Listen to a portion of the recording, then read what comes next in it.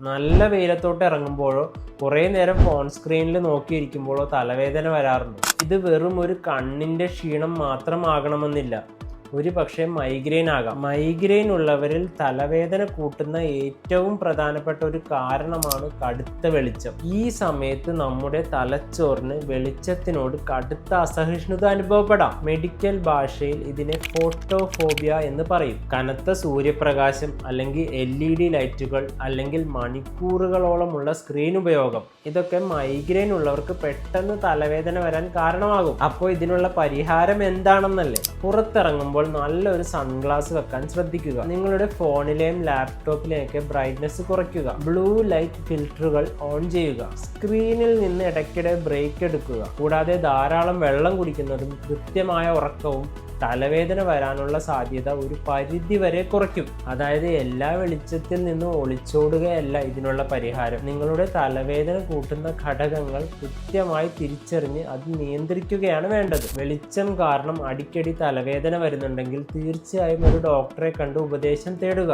ആരോഗ്യപരമായ ഇതുപോലുള്ള കൂടുതൽ വിവരങ്ങൾക്കായി ഈ പേജ് ഇപ്പോൾ തന്നെ ഫോളോ ചെയ്യുക.